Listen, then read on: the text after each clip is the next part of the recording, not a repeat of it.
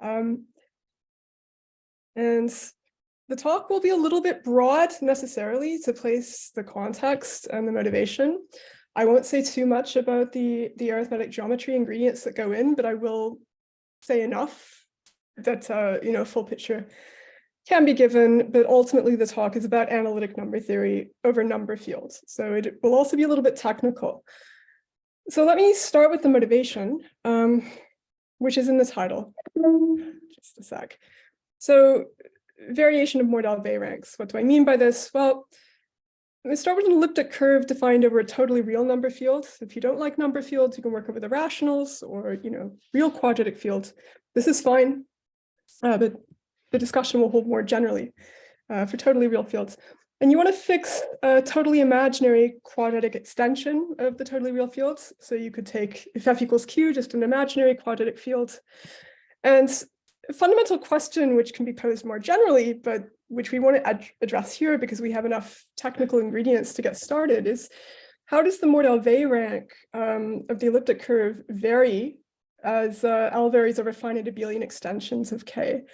And the more precise variant I'd like to ask here is if you fix a prime ideal of the totally real field with underlying rational prime P, and you write delta to denote the residue degree, you can consider a very large abelian extension, maximal abelian extension of K unramified outside of the fixed prime ideal. And inside of it, you can consider the ZP delta plus 1 sub-extension obtained by taking the compositum of the cyclotomic ZP extension and the anti-cyclotomic ZP delta extension. So that sounds like a mouthful. But in this particular situation, the question is, how does the Mordell-Weil rank vary as you ascend the various finite layers of this this ZP delta plus 1 extension?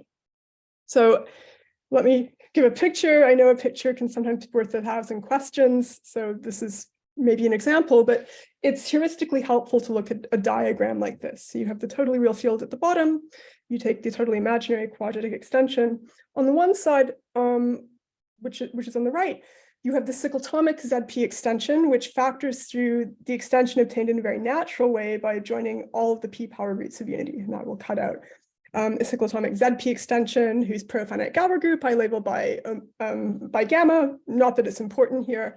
And on the other side, you have this anti-cyclotomic or dihedral ZP delta extension, which I labeled d infinity. Dihedral because the Galois extension is of generalized dihedral type over F.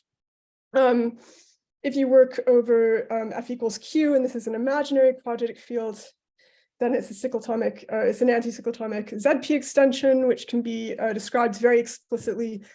The generators of these fields are known classically to be given by special values of the modular J function at non-maximal orders.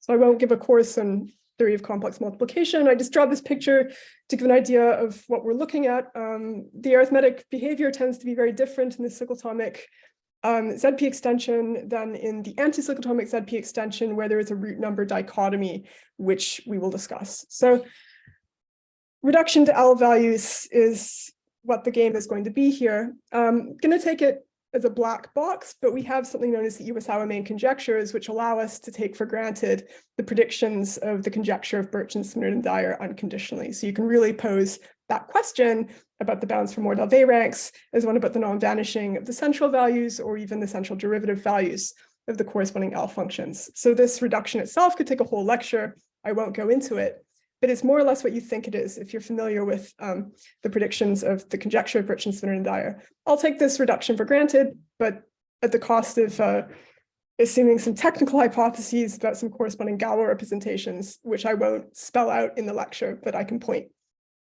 to where you should look if you're interested. So the point is, you're going to take for granted that the elliptic curve is modular over F. This is not yet known in full generality. If you take F equals Q, it is by celebrated theorem of Wiles, Taylor, Wiles, Breuer, Conrad, Diamond, Taylor. It's a real quadratic field. There's a recent theorem of Frey, Tesla, Hung, and Sixek, which appears in Invenciones, which allows you to take this for granted. And more generally, if P splits completely enough, with some technical conditions such as P splitting completely enough and the restriction of the corresponding Galois representation of the 3 torsion to the cyclotomic field obtained by joining a third root of unity is absolutely irreducible, then there's a theorem of Kissam, which allows you to take this for granted, but we're just going to take it for granted. But I point out that in many cases, you know unconditionally that is true. The point is, if you know this modularity theorem, then you no longer have to work with the Hasse-Weil function. So the Hasse-Weil function of V over F, let me write it this way. Modularity tells you or implies that there exists a cuspal automorphic representation of GL2AF, whose standard L function gives the analytic continuation of the Hasse-Weil function. Here I'm always going to use the automorphic normalization so that S equals 1/2 is the central value of the automorphic L function. And the second implication here, which is relevant, is that after you have that modularity by the theorem of, by the theory of rank and Selberg convolution, you also have an analytic continuation for the base change Hasse-Weil function twisted by any of the characters factoring to that big extension that I wrote down before. So if you write LEKW to note the Hasse-Weil function of U over K twisted by any del class character of K, then if you write pi w to note the corresponding induced representation, this is generated by the classical Hecke theta series, then the completed rank and Selberg L function will give the analytic continuation of the Mordell-Weil L function in the same way. So the point is, after you assume modularity, you never touch a Hasse-Weil function ever again. You only work with these rank and Selberg type L functions, which are pretty nice for the types of calculations that I'll mention. So, yeah, the motivation comes from elliptic curves, but actually you can take pi to be any cuspal automorphic representation, which is associated to a holomorphic Hilbert modular form for this discussion.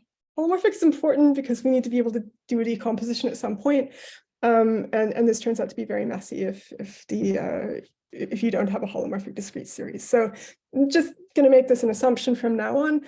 And for applications, we can then say something a little bit more. Recall that in a abelian variety, A over F is conjectured and very often known to be the case, that to such representation, you can associate an abelian variety of strict GL2 type. This means that the dimension of the abelian variety is equal to the degree of the Hecke field generated by the eigenvalues of the corresponding representation, which with this hypothesis are algebraic numbers. The endomorphism ring is given by the ring of integers of this so-called Hecke field, and the Hasse-Weil function LAF over S has an analytic continuation given by the shift of the corresponding standard L function, in which case it's known as a strict GL2 type. So this is just a technical definition. It's more or less like a modular elliptic curve, but it's an abelian variety.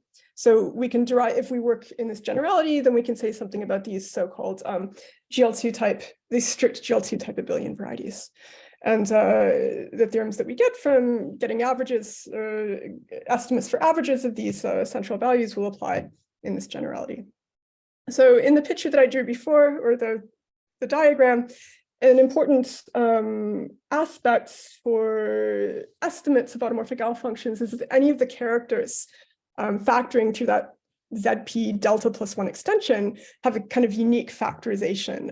There are various more sophisticated ways to describe this, but basically what's going to happen is that any character there is going to factorize uniquely into a ring class character, which I call rho, which will be like a generalized class group character, one of the characters factoring to the anti-cyclotomic side. And these characters are equivalent to characters who have a trivial restriction to the edels of F. And then on the other side, you're going to have characters which are cyclotomic, by which I mean characters induced via composition with the norm homomorphism on ideals with Dirichlet characters. So they're very different types of characters. So the ring class characters can be characterized in several equivalent ways. I'm not going to give a whole course on it, but one way you can think of them is that they're the characters in that extension, factoring to that extension. I'm being loose with language here. I mean, if you compose the reciprocity map, there are characters that factor through that poor-finite Galois group, or they can be del class characters, or classically they are Hecke characters. But the ring class characters are the ones which, as edel class characters, have trivial, the ones whose restriction to the edel class group of F are trivial. And they factor through these class groups of non-maximal orders, or orders of p-power conductor of this form. So they factor through these general class groups, or these ring class groups, which I call C alpha. And the so-called cyclotomic characters are equivalent to the characters induced via composition with the norm from Dirichlet characters. So always going to take for granted that we have characters of this form. The ring class characters are going to be of conductor p to the alpha for alpha greater than 0 and integer, and the cyclotomic characters are going to be induced from primitive Dirichlet characters of conductor p to the beta, say. Another special situation, yeah, so I'm taking for granted that we have a virtual room full of analytic number theorists, and you can already anticipate that I'm going to be setting up this problem using approximate functional equation, which is the case. But it's important to say something about the root numbers here. So there's something, yeah, and so as a prerequisite, I say something about the analytic continuation and functional equation. So here, each of the L functions that we consider has a well-known analytic continuation and functional equation via functional equation, which is established in this generality by the theory of Jacquet and Jacquet-Langlands, which generalizes Hecke's theory and a lot of the classical Rankin-Selberg theory. And the functional equation will have this form with this epsilon factor given by a root number, which I label as epsilon 1/2 pi times pi w. Many of my notations, by the way, come from Jacquet and Jacquet-Langlands, and then a conductor term, arithmetic conductor term, C pi w.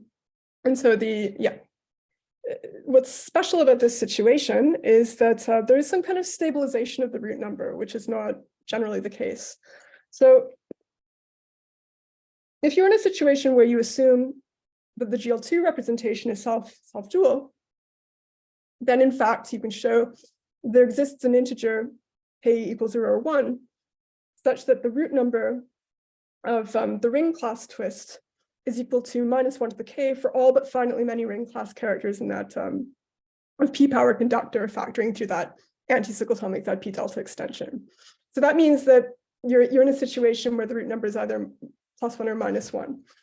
And if you're thinking about the situation from the point of view of the arithmetic of elliptic curves, you have two situations. You have one situation where you have Heegner points and growth of Heegner points along the anti-cyclotomic line, and then you have another one where you don't. And so the one where you do is the one where the root number is generically -1. The central values are expected to vanish. Where the central values do vanish in that situation by the functional equation, which in that situation is symmetric. The ring class characters are equivariant under complex conjugations. This is a very special situation. And then you know in that situation that there's growth from Heegner points. And then in the situation where the root number is +1, you don't, the functional equation doesn't force you to vanish. And you expect there to be as little vanishing as possible in the central values. Sorry, that's a little bit going a little bit far, but there is a stabilization of the root number, which is really key for the behavior. And we want to rule out the situation, which I just described, with the symmetric functional equation having root number -1 generically, which corresponds to having Heegner points, because in that situation, all of the central values vanish. So we want to consider that case separately in all of the following discussion. The main theorem, which is in a preprint, which is finally going through all the stages of being refereed, etc., is that if you're in a special situation like the one I described, so you're self-dual, and you correspond to a holomorphic Hilbert modular form, so nothing more general than that. If you write D to denote the relative discriminant of the totally imaginary quadratic extension and assume the usual coprimality conditions, that the level of the form is coprime to the prime p and times the relative discriminants, and also the prime p and the relative discriminant are coprime. Yeah. The usual coprimality conditions that you can describe the root number. Fix a primitive even Dirichlet character chi mod p to the beta for some integer beta greater than 0, greater than equal to 0. If beta equals 0, then we want to exclude this situation of forced vanishing from the functional equation, so that's always going to be thrown out. It's a separate theorem with different techniques in that case. If the ring class exponent alpha is sufficiently large relative to the cyclotomic exponent, then there exists a primitive ring class character rho of conductor p to the alpha for which this central value doesn't vanish. And that's what I want to describe. I want to describe the proof of that in the time remaining. but I also want to describe refinements of that, which can be derived via algebraicity theorems and then applications to the motivating question, which in fact, yeah. So, I mean, you can be a little bit more precise than this. You can fix a ring class character rho naught, factoring through the finite torsion subgroup of the anti-cyclotomic ZP extension, again, composing with the reciprocity map of class field theory and misusing language. I will refer to these characters in all of their various different incarnations. So yeah, as a Galois group character, you have a character with a given tame part in the language of Vatsa, or a given restriction to this finite torsion subgroup, and then you can also deduce that for each sufficiently large ring class exponent that there will exist a character with a given restriction for which the central value doesn't vanish. Antecedents, yeah, this is generalizing various known works in the literature, which actually go back 30 or 40 years. So the first theorems in this direction that I'm aware of are due to David Rohrlich and Ralph Greenberg from the late 70s and early 80s. They deal with a very special situation with the rational number field and rho ranging over ring class characters, but the pi is a dihedral form, which corresponds to a CM elliptic curve. And so in these, there are two papers in Invenciones, there's one by Rohrlich and one by Greenberg, and they're both motivated by the conjecture of Birch and Splintard and Dyer. About 30 years later, so nobody knew how to generalize this because it's very hard.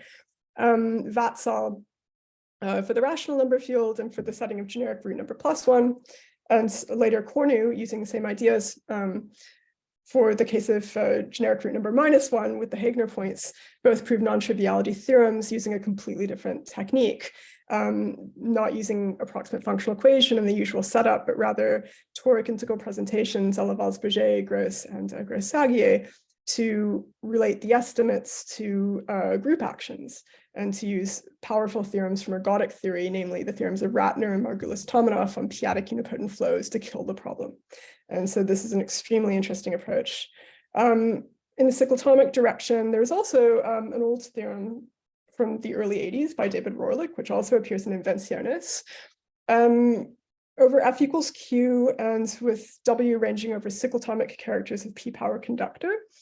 And somehow this is a very delicate situation because it's very difficult to generalize this theorem because he uses nothing more than the approximate functional equation together with Shimura's rationality theorem to get a stronger estimate.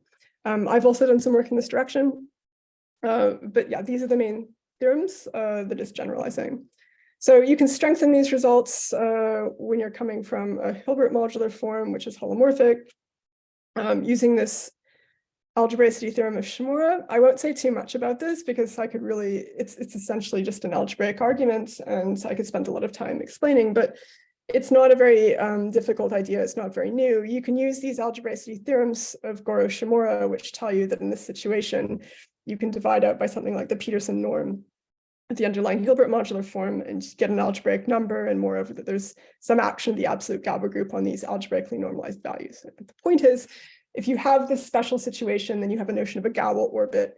And then, if one of the members of the Gabor orbit doesn't vanish, then none of them vanish. And similarly, if one vanishes, then they all vanish. And so this simply gives a natural strengthening of the results. And here it can be stated formally is if pi corresponds to a holomorphic Hilbert modular form of arithmetic weight or of weights, each being greater than or equal to 2. And the Hecke field is linearly disjoint over Q to the cyclotomic extension obtained by joining all p power roots of unity. And you fix a primitive even Dirichlet character, chi mod p to the beta for some positive integer beta.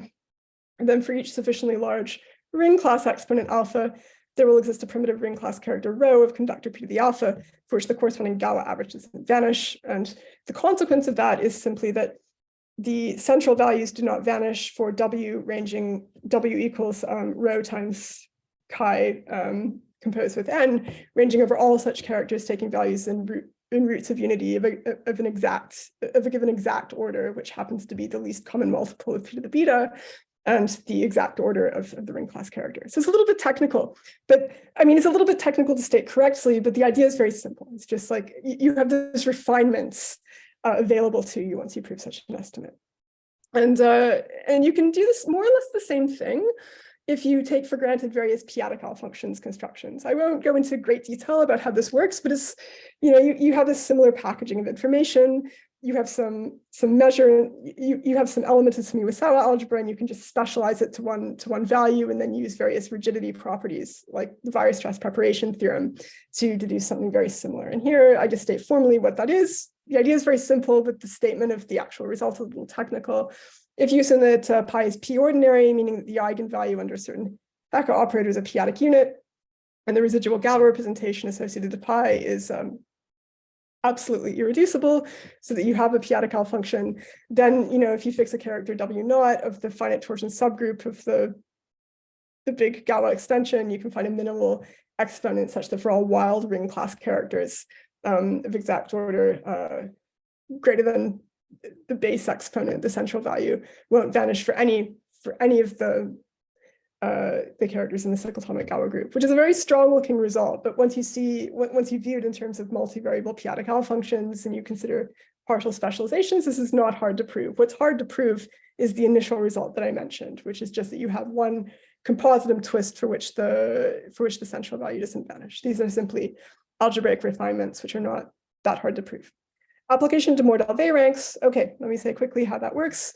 So you look at this more general situation where you have an abelian variety, strict GL2 type. Let's just write SHA AK to denote its Tate-Shafarevich group. There's a typo here. So over any number field, you have this Tate-Shafarevich group, and we write SHA AK P infinity to denote its P power torsion. It fits into a Kummer exact sequence, which you've probably seen before, where cell A K denotes the P primary Selmer group.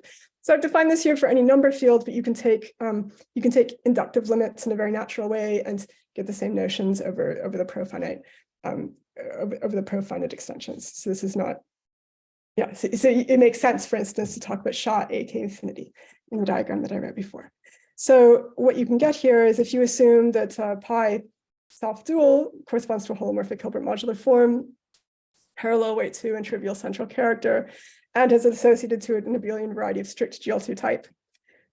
P is greater than equal to 5, and various technical hypotheses hold so that you can assume these Iwasawa main conjecture divisibilities, which I sweep under the rug as a black box, and the Hecke field is linearly disjoint over Q to the cyclotomic extension. If you allow rho to be a ring class character factoring through that anti-cyclotomic extension, you can find a cyclotomic exponent beta naught, which depends on rho, such that for all characters of the cyclotomic Galois group of exact order p to the beta, with beta greater than equal to the base exponent, the central value doesn't vanish, and hence, as a consequence of these Iwasawa main conjecture divisibilities, which you should view on the level of the Kummer exact sequence, giving bounds for the Selmer group, essentially, you can deduce from these theorems that the corresponding rho phi being the cyclotomic character, isotypic components of both the K infinity rational points of the Mordell-Vey group of the GL2 type abelian variety, and the P primary part of the Tate-Shafarevich group of the GL2 type abelian variety over the whole extension are finite. So that's a nice implication, but it builds on a lot of other technical theorems. It's not like after you have all these technical theorems, then the non-vanishing estimate will imply this. And similarly, if you put all of that information together in an intelligent way, you can deduce something about the motivating question. So if you write epsilon to denote the sign of the functional equation of the Hasse-Weil function at the bottom, this is more or less equivalent to the generic root number that I wrote down before. If you're in a situation where you have a modular elliptic curve over F, then if you assume a few more things, like if you're in a weird situation where the GL2 type abelian variety acquires complex multiplication after base change to some quadratic extension of the totally real field, then you want to assume that this quadratic extension is not contained in the ZP delta plus 1 extension. If the root number is +1, this is a technical condition. You also want to assume that A has good ordinary reduction at all primes above P and F. If the residue degree is greater than 1, then you need all of those technical hypotheses that I mentioned before. It's delicate, but if the residue degree is 1, it's pretty simple to deduce. It's more or less what you think. So in this situation where all those ingredients and hypotheses are there, then the strict GL2 type abelian variety over the ZP delta plus 1 extension is finitely generated when the generic root number is +1. And when the generic root number is -1 and you have Higner point growth along the anticyclotomic line, then the AK infinity modulo the anticyclotomic line, the D infinity rational points is also finitely generated. Okay, so that's the motivation. I hope I didn't spend too much time with it. Let me get to the point, which is the analytic number theory. I think it's important to motivate the problem. I mean, this is a very interesting set of applications, but the averaging problem itself is just as interesting. Now, the subtle observation here that took me a very long time to see is that you don't want to average over Dirichlet characters. You have a lot of techniques available to study averages over class group characters and ring class group characters, which can be developed in this direction. So what we want to do is we want to suppress the cyclotomic character into the Nevin type character, and that's going to be legitimate. I mean, that's going to be an admissible move for this setup. That's what we're going to do, fix a primitive even Dirichlet character. For simplicity, write C to denote the base change to the totally real fields obtained by taking composition with the norm. And you're going to consider averages for two averages here. You're going to consider, first of all, the average over primitive ring class characters from conductor p to the alpha. That's just what you think. These should be weighted averages, excuse me. So there's a typo here. They should be weighted by the cardinality of the set of characters, which I've called p to the alpha. And also these more delicate averages where you fix you fix a ring class character of the finite torsion subgroup, and then you look at the primitive ring class characters of conductor p to the alpha with a given restriction. It's the same thing. And again, there's a typo here. So these should be weighted. These should all be weighted averages. Doesn't matter in the end, but this is just a typo. You can also consider, for reasons I will explain later, like you can also consider averages, weighted averages over ring class characters of an exact given order. But for technical reasons, which I'll explain later, it's very hard to get estimates. I mean, it's hard to get non-vanishing estimates. So the first step is to use approximate functional equation and orthogonality of characters, inclusion, exclusion, and that leads to studying sums of the following type. So given C to the alpha denotes the ring class group of conductor p to the alpha. And let's say you're given a class in there. You fix that class, let f(a)(x)(y) be the reduced positive definite binary quadratic form representative corresponding to A. So that's going to be a binary quadratic form of this type. And the coefficients A, BA, and CA are very important. They're totally positive F integers, and the discriminant, I forgot to write down the full formula, is going to be given by the discriminant of the order, which is the relative discriminant of K over F times P to the 2 alpha. So there's another typo here. So it's more or less just like the classical theory, except that it's you're allowing for this this ramification, which is coming from looking at the class group of a non-maximal order. But it's, yeah, and so there are a couple of typos I will fix here. But the point is, you have what will come up when we do the approximate functional equation and look at the averages over characters is counting functions. So I'm going to write RA to denote the function that counts essentially the number of ideals, integral ideals of a given relative norm. So here that's going to be this function, which for an integral ideal of F is going to be given by 1 over WK. WK is the number of roots of unity. Oh yeah, the roots of unity in OK, which do not factor through the totally real field. And it's going to be pairs of F integers A and B, such that if you evaluate the quadratic form, you're going to be contained in that ideal. And the absolute norm of the specialization of the quadratic form at A and B is equal to the absolute norm of the absolute norm of the ideal. Okay, so this looks a little technical, but it comes up in a very natural way. Approximate functional equation. So let's just take any test function, smooth and compactly supported. Test function whose Mellin transform has some good properties. So at 0, it equals 1, and it's even. Yeah, and then what we do is we consider the smooth and rapidly decaying cutoff functions defined in the usual way. So on the one hand, you have, yeah, so this looks unnatural. It comes up in a very natural way if you just look at the functional equation satisfied by each of the L functions we're studying. But the functions that we get if we look at this For the first sum, we're going to have something very natural. It's just going to be the Mellin transform divided out by the complex number, y to the minus s, the s over 2 pi I. And for the second cutoff function, because I want a theorem about the finite parts of the L functions, I'm going to take the Archimedean components of the L function as shifts. It's more or less the same. And yeah, so we're not worried about poles or anything. We're just looking at the situation where, yeah, so these are the functions. And I want to say something about the root number too, which stabilizes for the average. So it looks like it doesn't, but it does. So if you write omega to denote the central character of pi, eta to denote the Adel class character of f associated with the quadratic extension, d the different of the field, then the generic root number does in fact have a rather complicated formula, which includes a 4 to the, so if d is the degree of the totally real field, there's going to be a Gauss sum to the power of 4 to the d. But nevertheless, it's generically independent of the choice of ring class character. And in particular, if the ring class exponent is sufficiently large, then it really doesn't matter for the averages we can consider. Like, we're not going to have to take an average over this root number, but we're going to give it a name so that, you know, simplify notation. Let y denote the square root of the conductor of the L functions. Again, it's a little bit messy to write down, but this is what it is.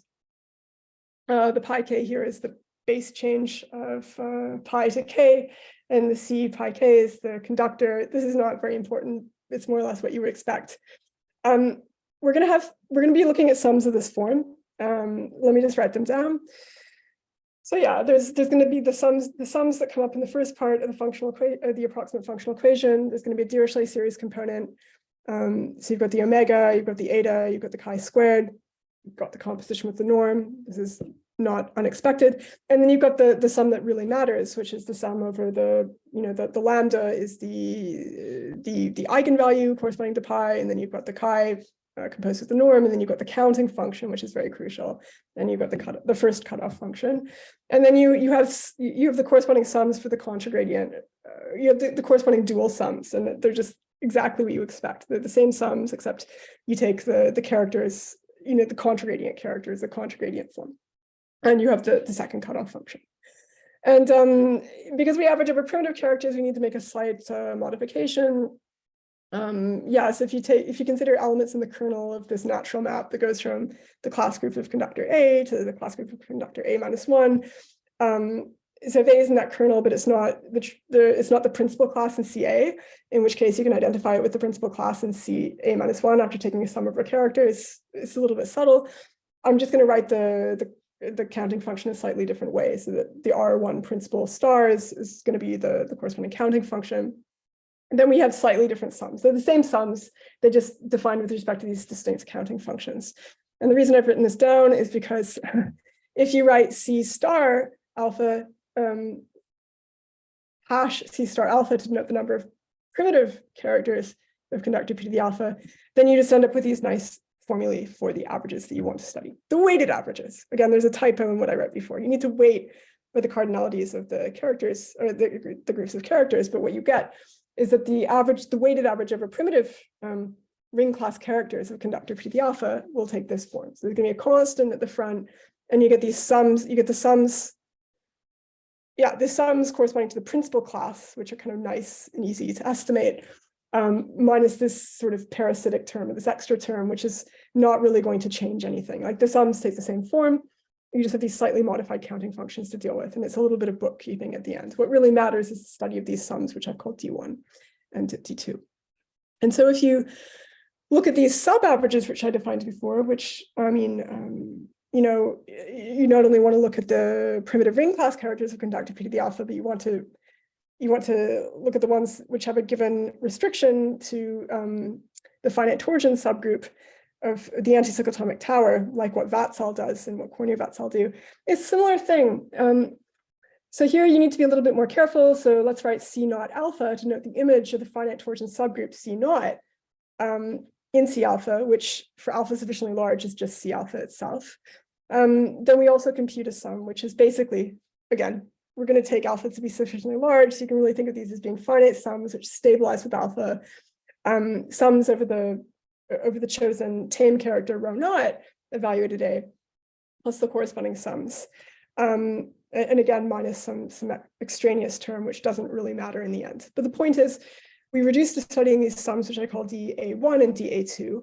And it does in fact matter what A is. If A is principal, and in particular, if the leading coefficient of the reduced binary quadratic form representative is really small relative to the last coefficient, then you can estimate these sums using standard techniques. And it appears to be the case that for these two averages, you can just barely get by getting an estimate. But if you want to get finer sub-averages where you don't have that particular control over the quadratic form, or particularly the situation, like the leading coefficient relative to the last coefficient, it's an open problem.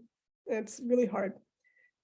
Okay, so let's just say what happens here. And the easiest situation to think about is the principal class where the leading coefficient A is 1, or the norm of the leading coefficient AA is 1. And in this situation with these sub-averages appears to be just barely tractable. Because of the fact that these sums stabilize as alpha becomes very large. So what's going to happen here, although I'm not spelling it out, is I'm going to expand these sums, and I'm going to expand the counting function in terms of the binary quadratic form representative. And what's apparent by inspection and pleasant residue calculation is that the B equals 0 terms will give residual terms or leading terms, and the B not equals 0 terms are the off diagonals. So let me explain that, and also keep an eye on the time because I assume I have an hour. So residual terms, it is a little technical in this generality, but the idea is actually kind of simple. If you like, I invite you to specialize to the special case of F equals Q and A the principal class, because everything becomes a lot easier. But in either average, yeah, open up the counting functions, which we parameterize by this binary quadratic form representative. The B equals 0 terms will give the leading terms. So here, a little bit technical. Yeah, so if you're given a divisor of the leading coefficient, again, if A equals 1, if A is the trivial 1, then this doesn't need to be in place, but in general, you need to be a little bit careful. So if you take a divisor, just consider the shift, give a label to the shift by right multiplication of this matrix of a vector in the representation space. And we just give a different name to the coefficients which arise by this multiplication. So I'll write lambda superscript q to denote this composition. Again, this is not a really important point. It's just a sort of technical thing that needs to be in place to get the estimate. Consider the corresponding partial congruent symmetric square L function defined here first for real part of S sufficiently large by this Dirichlet series expansion. So you're going to have this partial. So the sub 1 means that I'm summing only over principal ideals. The value of the Dirichlet, yeah, the Hecke L function, excuse me, of the character omega chi squared composed of the norm. So this is like a Hecke L function over F. But the sub 1 means only summing over principal ideals. And then similarly, I'm only really summing over, I'm considering this sort of partial symmetric square L function where I only sum over principal ideals, which are congruent to 0 mod q. This is going to come out of a calculation. This is not something I pulled out of my sleeve. It's something that comes out of you just opening up a sum and doing an estimate. But yeah, the point is these don't vanish. I mean, they might not be so pleasant to look at. But and again, if you're looking at the principal class, there's no congruence condition. There's no mod q. It's just q is 1.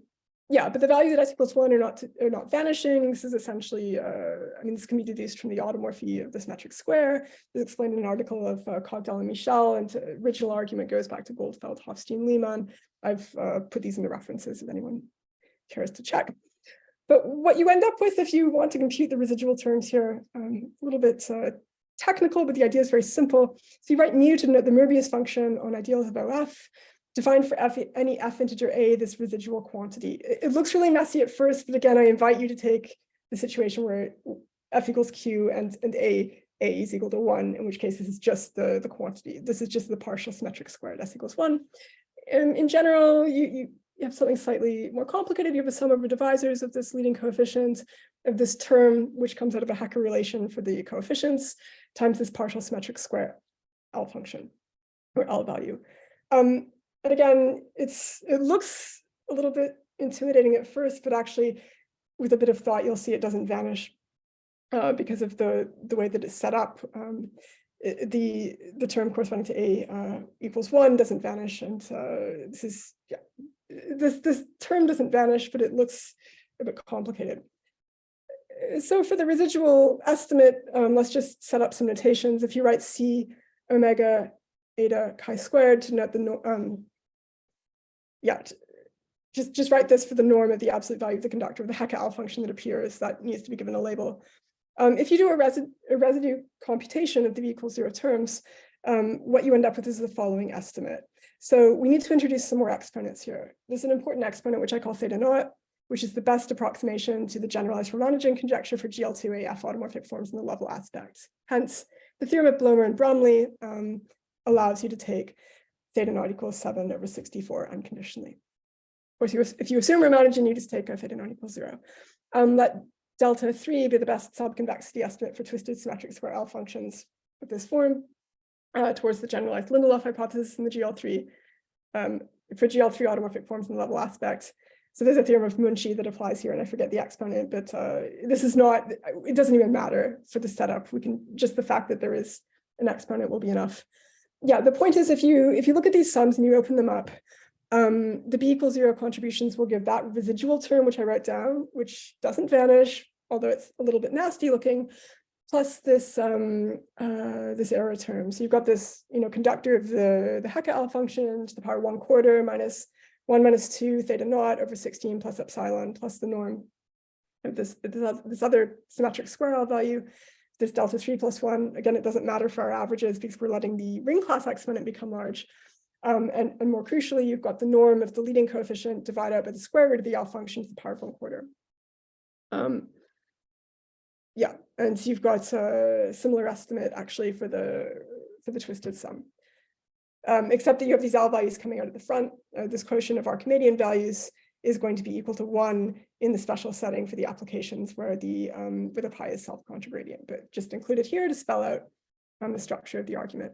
Yeah, so this looks complex. It's not actually that complex. It's just it's like your undergraduate analytic number theory homework, but sort of puffed up a bit because you're working with number fields. But you have to keep track of all of the L functions that appear when you open up the sums. But it's, apart from that, just a technical exercise to get this. What the real heart of the matter is to get estimates for the off-diagonal terms. So here we use estimates towards the shifted convolution problem for GL2 automorphic forms, which we use two of them. One is more or less standard, and the other is a generalization of a theorem of Blomer, which is a bit technical. So here, to state what these are, let W be any weight function, smooth and compactly supported. You can be a little looser than this. You can take it, doesn't have to be compactly supported, but it certainly has to have growth conditions. Let delta naught be the best uniform approximation towards the generalized Lindelof hypothesis for GL2 automorphic forms in the level aspect. So delta naught equals 103 over 512 is admissible by the theorem of Blomer and Hartsosh. I'd say where this comes from in a minute. And so we derive two estimates for the shifted convolution problem. The first one, which I think is standard, I say metaplectic coefficients.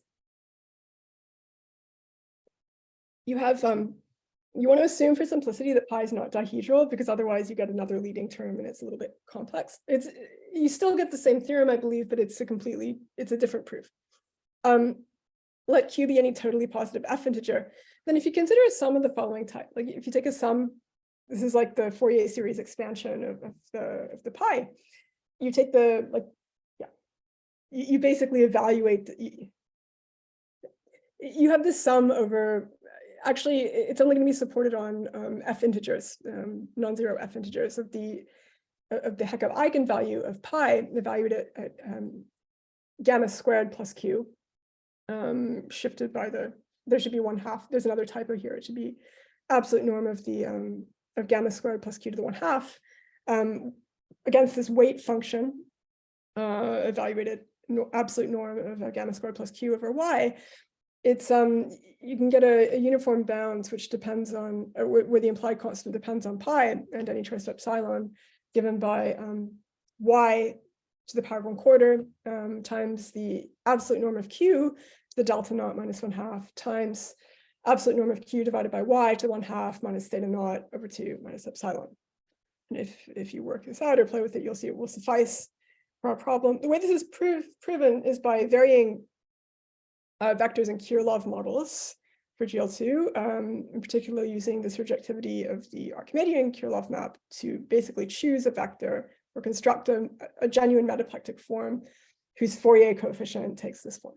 Okay, and so after you have such a presentation, which is, I guess, a careful observation, but it's not that hard to show, then you simply use spectral decompositions of genuine automorphic forms. And this idea, I believe, goes back to Sarnak and his students.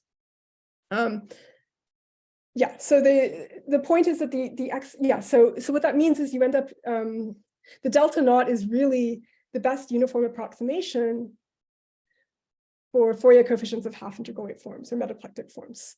But you have these theorems of Koenen-Zagier, generalizations of Barak-Mao, which tell you that those exponents giving the best approximations for half-integral weight forms are equivalent to the best approximations to the generalized envelope hypothesis for GL2 in the level aspect. So this is so these theorems are all being taken for granted.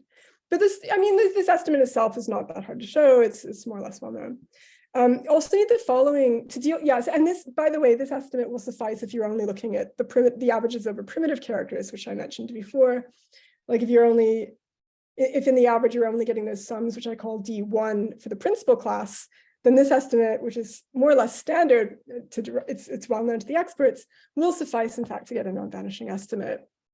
But if you want to handle these sub-averages, where these other classes come up, where the coefficients, the leading coefficients might be larger than 1, or they might be a little bit, yeah, they might be a little bit larger relative to the last coefficient, you need a stronger, you need a more general estimate. And here in the classical setting, it's worked out by Blomer. Again, I give a reference for it, but it's actually very tricky to generalize here. So here, it's basically the same type of theorem, but for arbitrary quadratic progressions. So again, you're going to assume that pi is not dihedral, and crucially, that pi corresponds to a holomorphic Hilbert modular form. So this is important technical condition. You want to fix an f-rational quadratic polynomial of this form. So qx equals rx squared plus st plus t. Yeah, there's another leading coefficient. There's another typo here. So there's a constant term which should not be t. It should be. it's an obvious typo. So the t should be an x. It's a quadratic polynomial where you don't put any conditions on the coefficients except that the discriminant is totally negative and hence non-zero. Yeah, so it should be rx squared plus sx plus t in OFX. Yeah, but then if the absolute norm of the leading coefficient is sufficiently large, then you consider the corresponding sum over shifts, quadratic shifts of the Fourier coefficients, and that will be bounded above uniformly, constant depending only on pi, by y to the power of 1/4 absolute times the absolute norm of r times the absolute norm of the discriminant to the same exponent delta naught minus 1/2 times absolute norm of the discriminant divided by y to the 1/2 minus theta naught over 2 minus epsilon. So it's a similar flavor, but it's actually a little bit trickier to set up. You again use Kirillov models to choose a good new vector, but then you do a different decomposition. You don't decompose immediately into, you don't identify the metaplectic form immediately. Like what you do is you first decompose into a finite linear combination of Poincare series, then you apply Poisson summation, and you do some tricky calculations with Gauss sums. And then what you do is you identify a Fourier coefficient of a metaplectic Poincare series. And then after you've got that identification, which is really delicate, you reduce to the same proof as before, and you decompose. You consider spectral decompositions of metaplectic forms, and you get the same sort of estimate, but it's given in terms of the discriminant. Okay, so let's take those for granted. What you end up with is just barely enough to get estimates for those two averages. This is very delicate.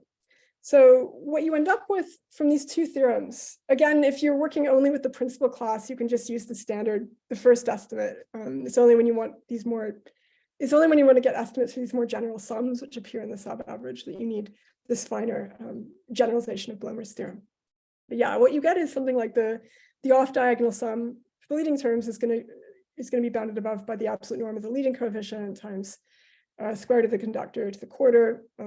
there's another typo here. That should not be in the exponent. The absolute norm of the discriminants of the order is, yeah, it's not an exponent. It's back down in the display to the power of delta naught minus theta naught over 2 minus epsilon.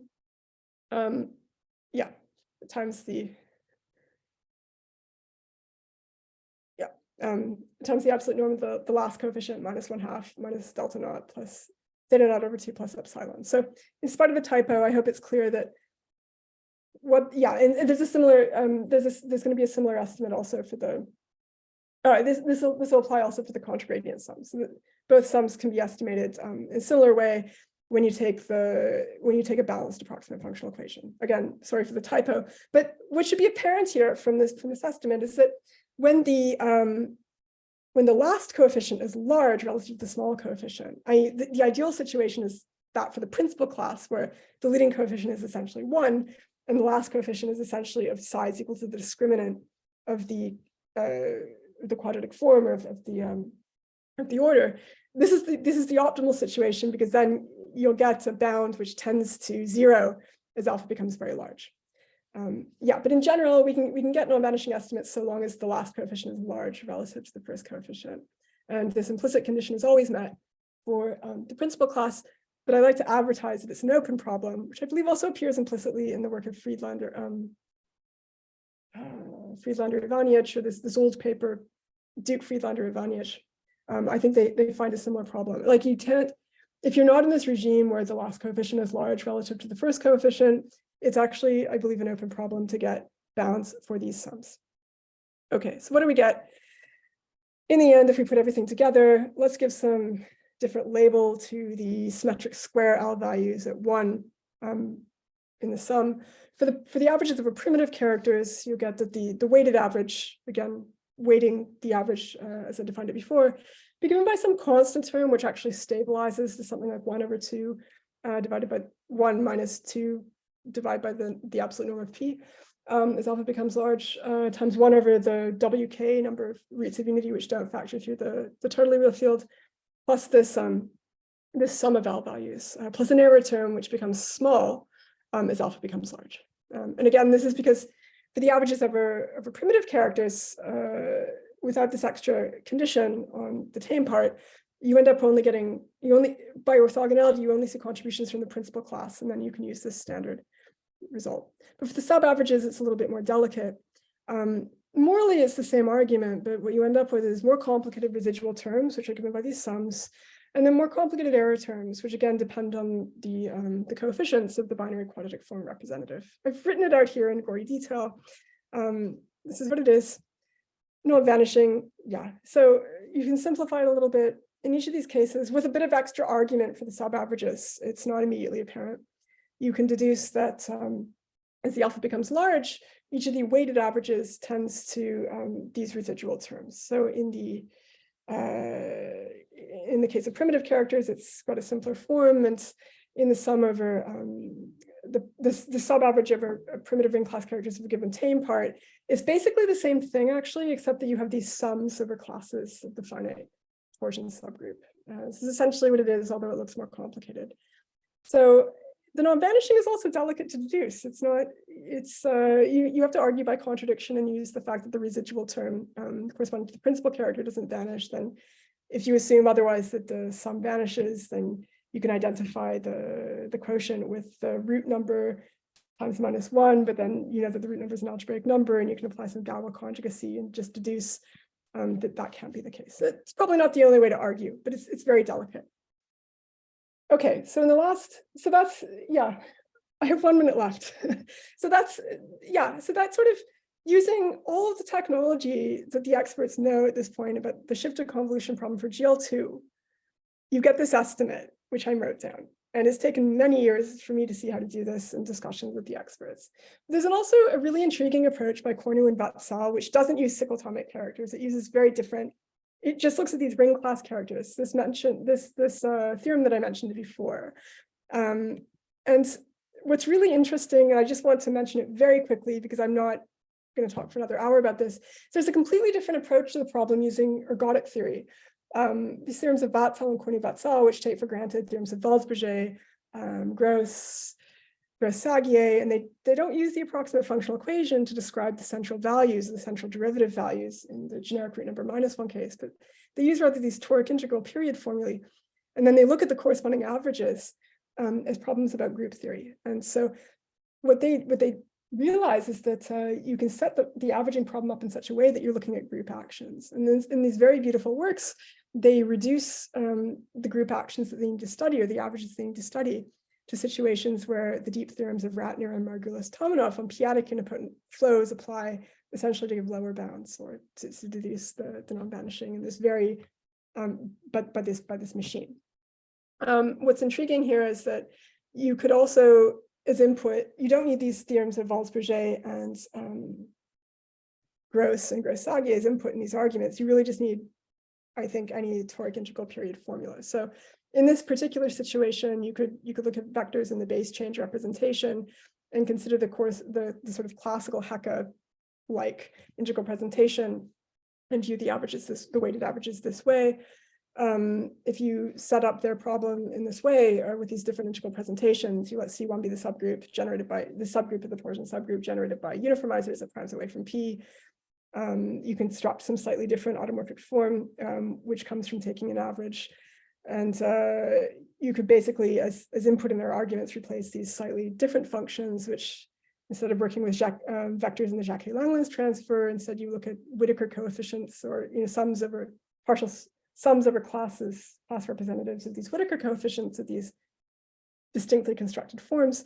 And it appears to be the case that you could also use these distinct functions in the arguments of Cornu and Vatsal to reprove their theorem. And what's very intriguing about this idea, which is not written down anywhere except in my notes, and which I discussed with people, is that if you want to look at, first of all, it would allow you to generalize their theorem to the situation where you have non-trivial Neubin type character, because the theorems of Walsh-Bourget and others don't allow for this. But actually, something I've learned the hard way is that the shifted convolution problem is very difficult to generalize to higher rank. It's not even known for rank 3. There are a lot of open problems that abound in that area, but somehow you can get integral presentations of this form in the higher rank setting. And so it's a very intriguing problem to consider. If the approach of Cornu and Vatsal, which is ergodic theory, could maybe be the right way forward. So yeah, I just leave on that speculative note. And yeah, thank you again for the invitation. Muito obrigada. Thank you, Jeanine. So now we are open for questions. Do we have any questions? I hope it was an appropriate subject, or like appropriate for the seminar.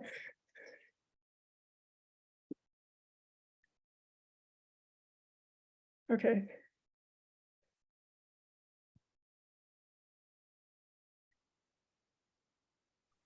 No questions?